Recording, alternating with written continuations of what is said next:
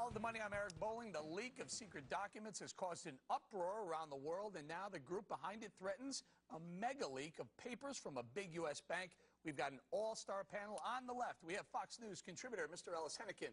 In the middle, Kimberly Guilfoyle, our Fox News legal analyst. And on the right, Mr. Bo Dietl of Bo Dietl Associates and Fox News contributor Andrea Tinteros. Guys, the latest on the Wikileaks. Kim, I'm going to go to you first. You've been all over this since Sunday night. What about this new thing?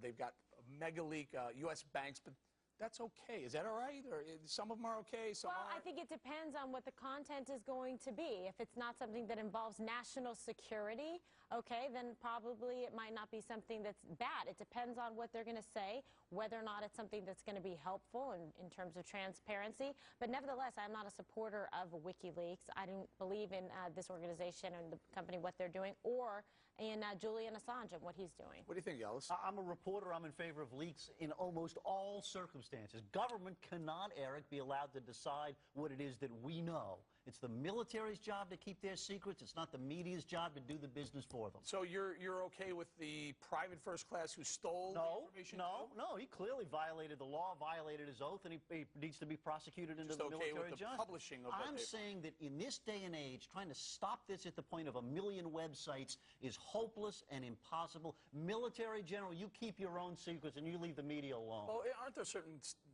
occasions like this, as Kim points out, when it's national security? Yeah, I mean, let's be honest about this thing. There's several 100,000 names that are being put out there. These are station chiefs for the CIA. Their lives can be in jeopardy. Yes. And my problem is we have people out there. We have to protect them. This is national security, a lot of the stuff that's coming out.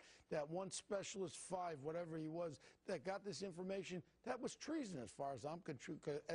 If they didn't have the right to that information, what in the heck how did he get it? Well, and if the papers, if the New York Times are using it and all these other papers are using it, this is national security. And Eric Holder rightly pointed out yesterday during his press conference that the media that's acted irresponsibly, promoting and airing this stuff will face, quote, real consequences. And I think he's right on this one. As far as the bank issue, it'll be very interesting to see, and I think the market will be able to tell us, Eric, if it learned anything new, judging on how the market responds. Guys, let's distinguish the difference here. I mean, one of them is national security, as Kim points out. One of them is just, some bankers who may be doing stuff that they don't want their wives to find out about. Either way, I have no problem publishing stuff. Absolutely. My problem is with the private who stole the information in the first place. You're pointing exactly where you should be. It's the military's job to keep its secrets. It's not our job as the media to do it for them. And but there has to be responsible journalism, Ellis. I mean, when people's lives are at stake, you can't just do it to get a story. There are many good reasons to keep secrets, especially at wartime, but keep them where they're kept. In the private area, we do what they call security